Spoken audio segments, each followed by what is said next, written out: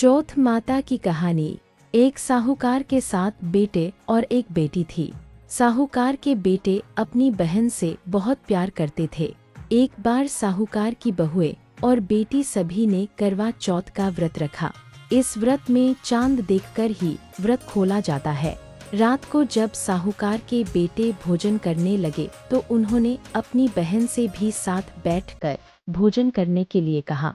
तब बहन ने बताया, आज मेरा करवा चौथ का व्रत है, मैं चांद को अर्घ्य देकर ही भोजन कर सकती हूँ।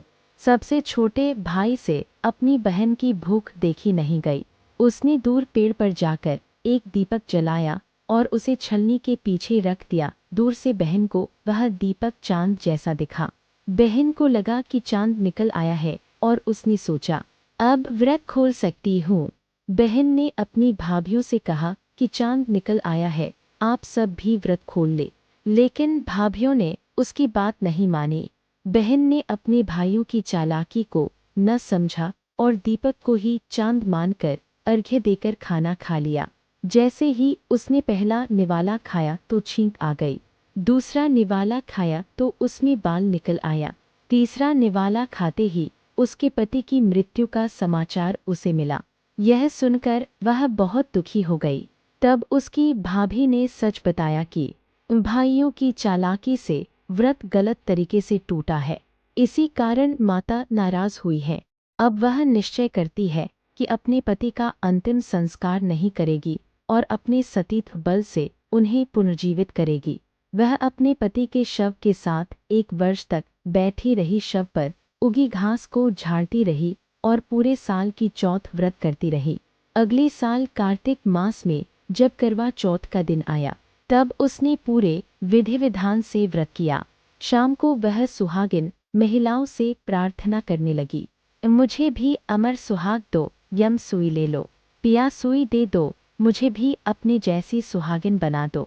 उसकी सच्ची श्रद्धा और करवा माता व गणेश जी के आशीर्वाद से उसका पति पुनः जीवित हो गया।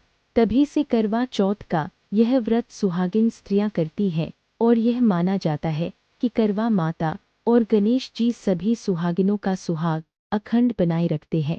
हे चौथ माता, हे गणेश जी महाराज, आपकी इस कथा को कहने और सुनने वाली हम सबको अमर सुहाग देना।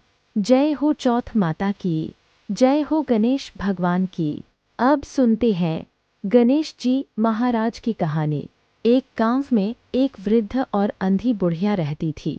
उसका एक बेटा और एक बहू थी। वह बहुत गरीब थी, लेकिन उसकी भक्ति में कोई कमी नहीं थी। वह रोज निस्वार्थ भाव से गणेश जी की पूजा करती और चौथ का व्रत रखती थी। उसकी पूजा से प्रसन्न होकर एक दिन गणेश जी भगवान स्वयं प्रकट हुए और बोले, बुढ़िया माँ, तू रोज सच्चे मन से मेरी पूजा करती है, जो भी चाहे मांग ले।